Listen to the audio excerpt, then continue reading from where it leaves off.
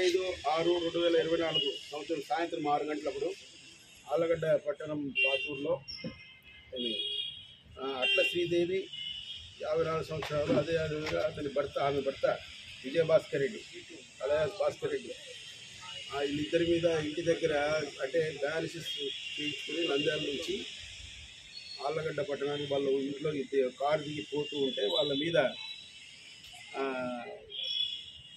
సుమారు 6 మంది వ్యక్తులు దాడి చేశారు. దాడి చేసిన దాంట్లో రాడ్లు కట్టెలతో బ్యాట్తో దాడి చేశారు. దాంట్లో శ్రీదేవికి తల మీద కుడి పక్కన గాయాలైనవి, తీవ్ర గాయాలైనవి, అక్కడక్కడే స్పృహ తప్పి పడిపోయింది. అదేవిధంగా భాస్కర్ రెడ్డికి 2 కాళ్ళకు కూడా ఒక కాలు ఫ్రాక్చర్ అయింది, మిగతా వేరే కాళ్ళు కూడా ఎడమ కాళ్ళు కూడా గాయమైంది. ఇమీడియట్గా తెలిసిన వెంటనే పోలీసులు పోయి ఒక 5 నిమిషాల్లో మా ఉమెన్ కానిస్టేబుల్ అదేవిధంగా సిఐ గారు, ఎస్ఐ ఇమీడియట్గా రష్ అయ్యి వాళ్ళిద్దరినీ కూడా హాస్పిటల్లో చేర్చడం జరిగింది వితిన్ మినిట్స్లో. తర్వాత డాక్టర్ గారు పరిశీలించి మృతురాలు శ్రీదేవి గారు చనిపోయినారని డిక్లేర్ చేశారు.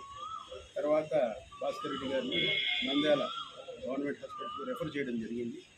ఈ విషయంగా మేము ఈ ఘటనను Allagadda town PS 116/2024 under section 302.7/324/120B red with 34 IPCగా నమోదు చేయడం జరిగింది.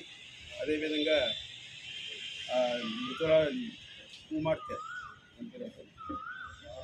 రమ్యశ్రీ ఆమె వచ్చి కంప్లైంట్ ఇచ్చింది. ఆమె కంప్లైంట్ మేరకు కేసు రిజిస్టర్ చేయడం జరిగింది.